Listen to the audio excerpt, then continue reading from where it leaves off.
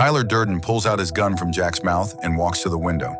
We see that they have dropped a large amount of bombs into the foundations of the surrounding buildings, which will explode in 2 minutes. We go back in time. Jack is in a support group for patients with testicular cancer. Then Jack, who tells the story, takes us back even further. He, who has been having trouble sleeping for 6 months, is assigned to an out-of-town job by his boss at work. Jack buys various household items and decorates his house as a hobby. He goes to the doctor because of his insomnia and asks him to prescribe a medicine for him, but the doctor refuses and tells him to exercise more and to see the real pain by going to a support group gathered for testicular cancer. Jack, who does not understand the doctor's sarcasm, actually goes to the support group.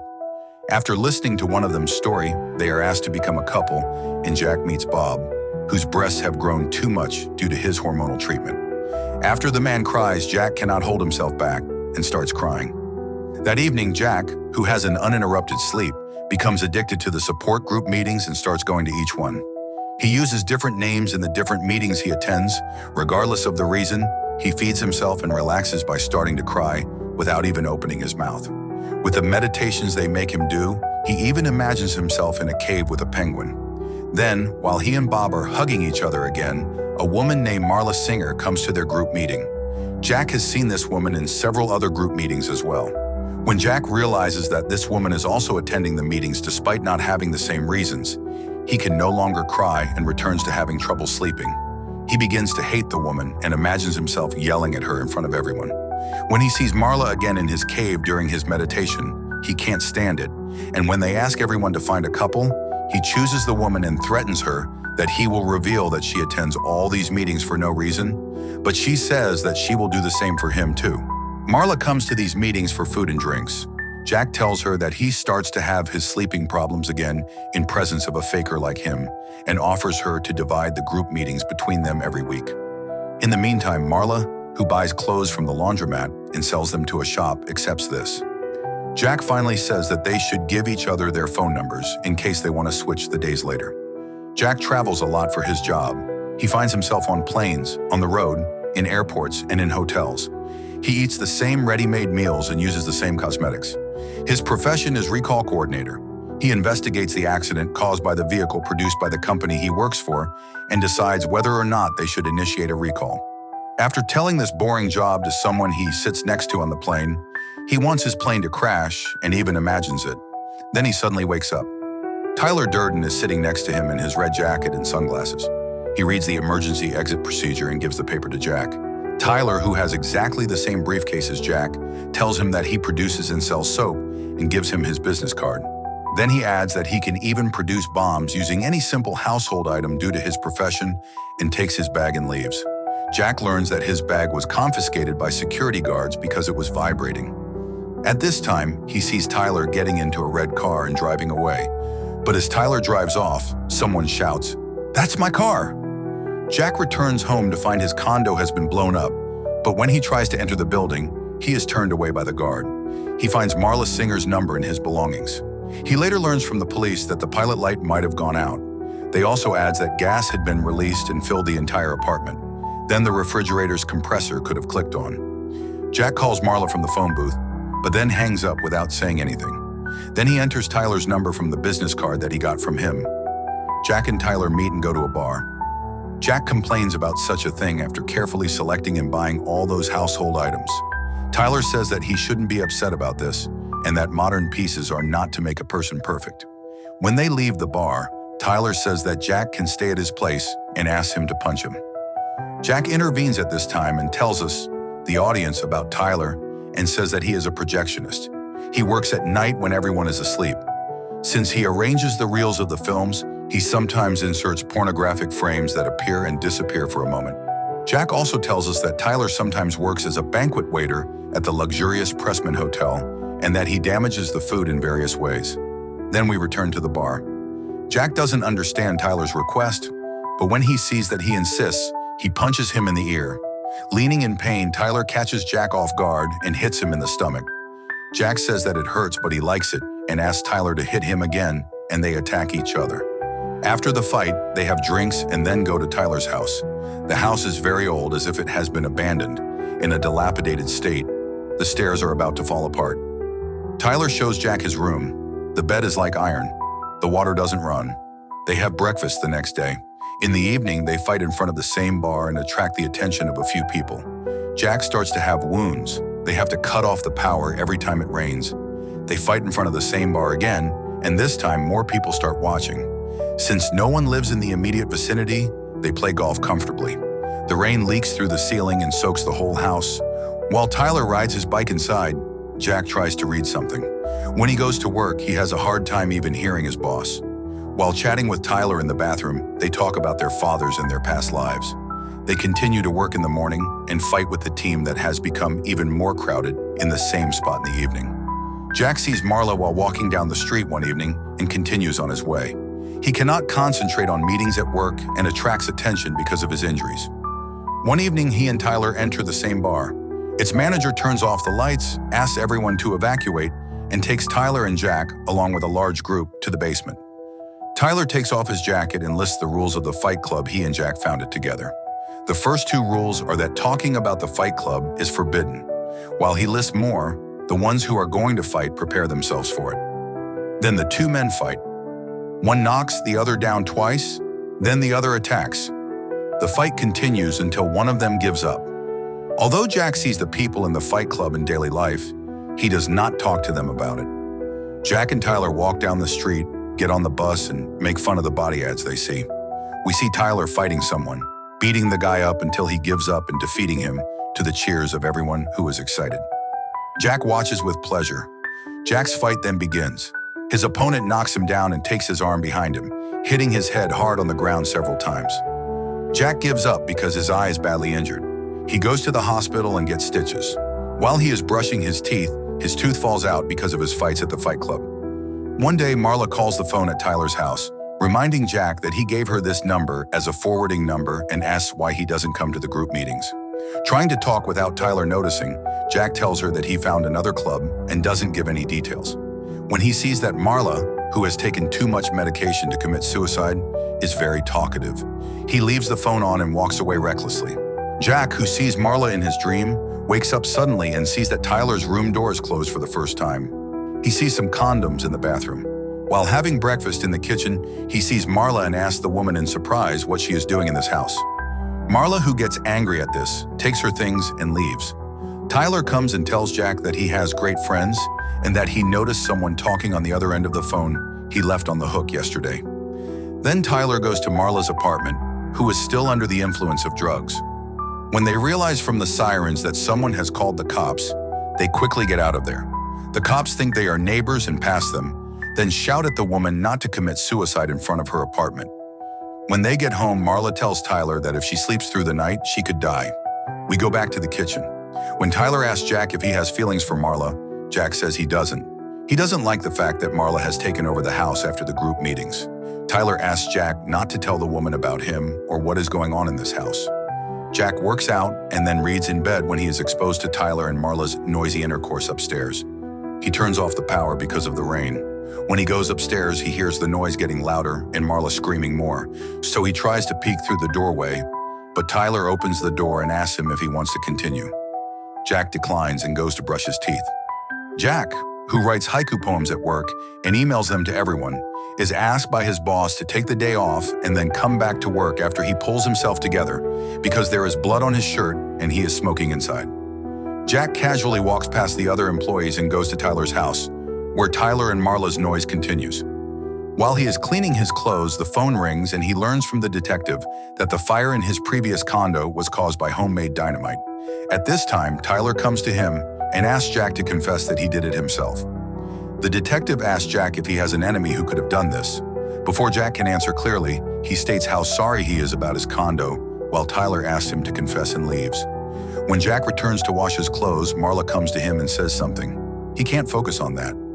Tyler quickly passes by and tells Jack to get rid of him, but Jack says you should get rid of him and asks Marla, who is about to get her things and leave, to leave. Tyler tells Jack that they are making soap tonight. At night, they sneak into a liposuction clinic and bypass security. Tyler tells Jack that the best fat for soap comes from humans. He quickly runs to the trash and throws the fat he finds inside to Jack. Jack then gives all the fat over the wire to Tyler. When they return home, they start making soap and Tyler tells him how to make dynamite from soap after explaining the steps.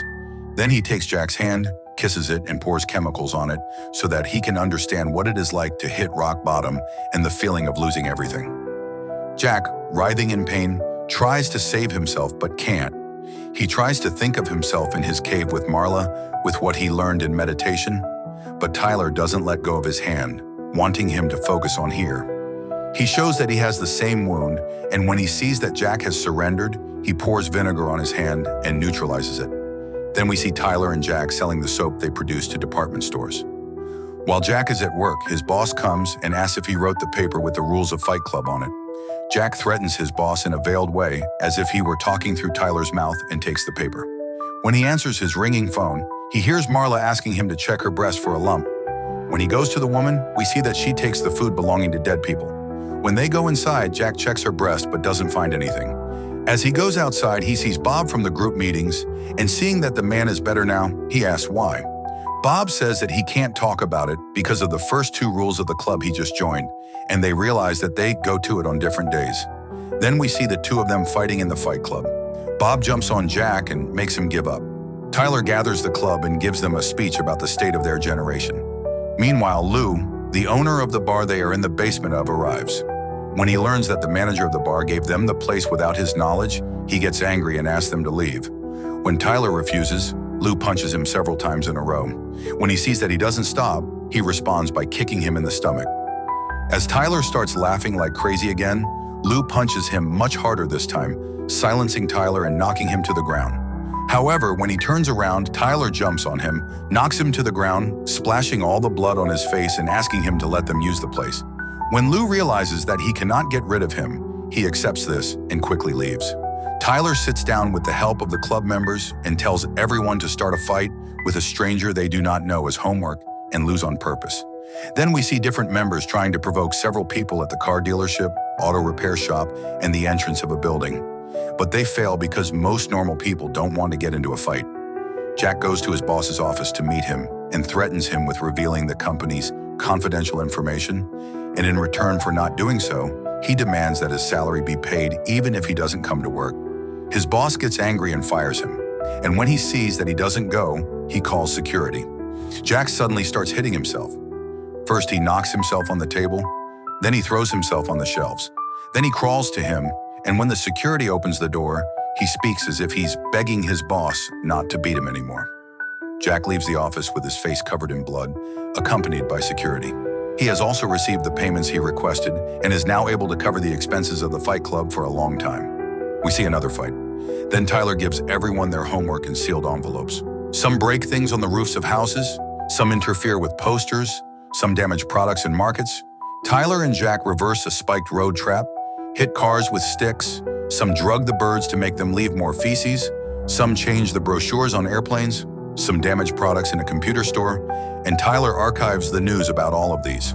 Tyler then takes his gun from Jack's backpack and goes into a store and forces the employee outside and onto his knees. He checks his ID, asks what he studied in college and what his dreams were. When he learns that he had wanted to be a veterinarian, he takes his license, gives the man his wallet, and tells him that if he comes to check on him in 6 weeks and sees that he hasn't started studying to be a veterinarian, he will kill him and then tells him to go home. Jack sees that the gun that Tyler used is empty. As we see the computer store explode, Tyler tells us we are not our jobs. We are not the amount of our money in the bank. While Jack is in the kitchen, Marla comes in and tells him not to worry, she'll be right out. Jack says there's no need for such a thing and asks her how the group meetings are. When he also means Tyler and speaks in the plural, Marla asks him what he means by us, but Jack doesn't answer and heads toward the sound of a saw coming from the basement. Marla wants to continue talking, but Jack ends the conversation when Tyler whispers to him not to talk about him. The woman leaves. Jack sees that Tyler made bunk beds downstairs and asks why. Tyler goes out and tells the applicant waiting at the door that he is too young. He tells Jack that they will accept him if he waits for 3 days. Jack also tells the young man that he will not be accepted. In the evening, Tyler says it again. Then Jack starts hitting the young man with a stick. At the end of the 3rd day, Tyler says that the young man has been accepted and tells Bob, who has started waiting, that he is too fat. Just as Bob is about to leave, Jack stops him. The new member gets a haircut. Tyler likes it.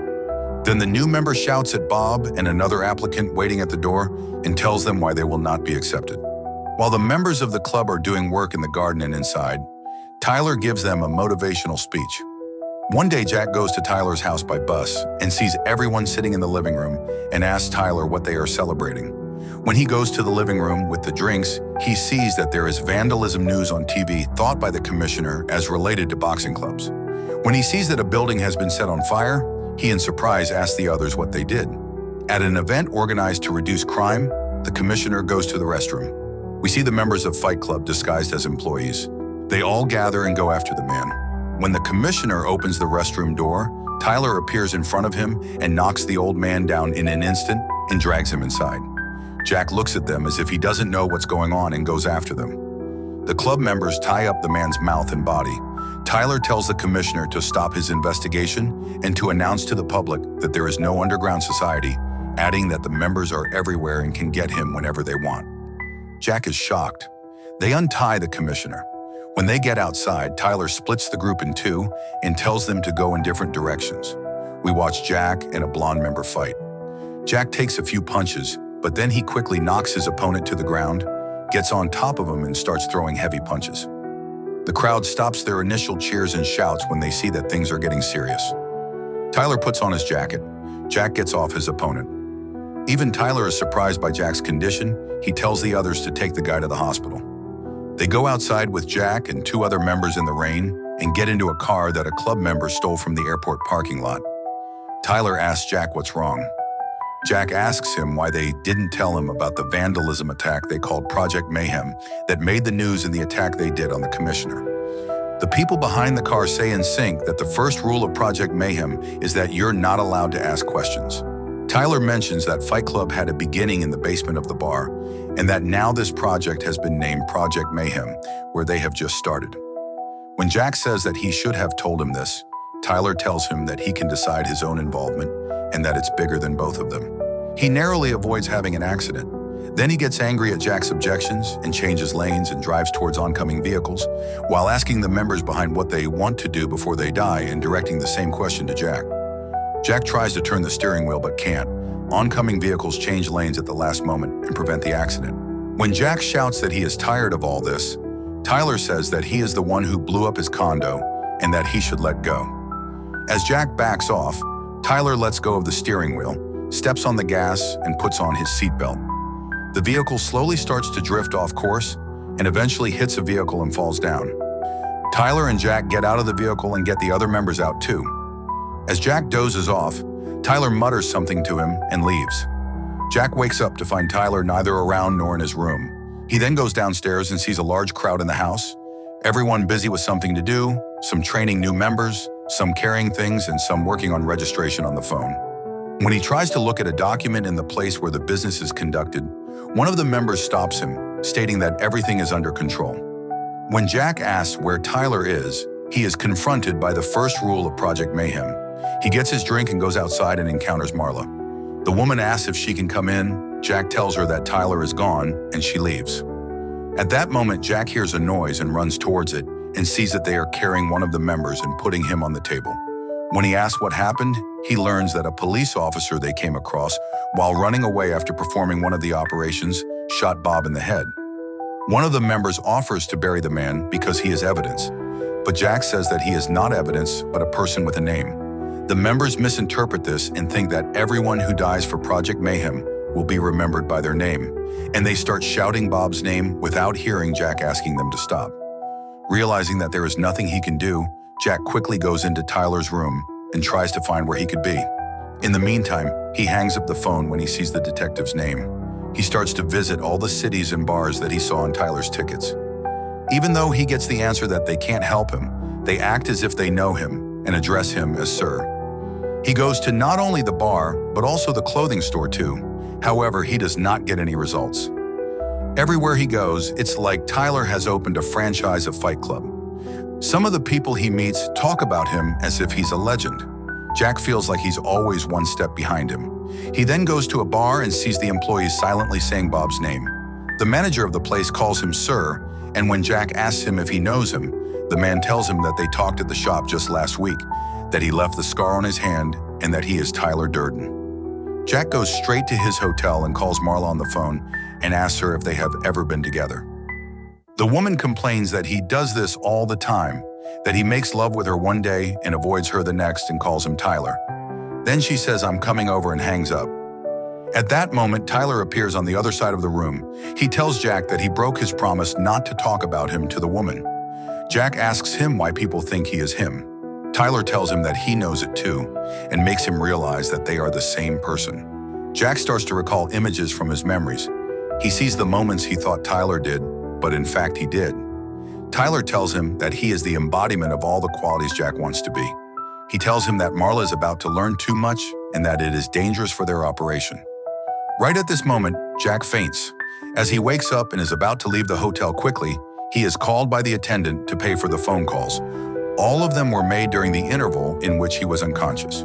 When he arrives home, he finds no one in the living room, then goes to the kitchen and the basement too. But there is still no one.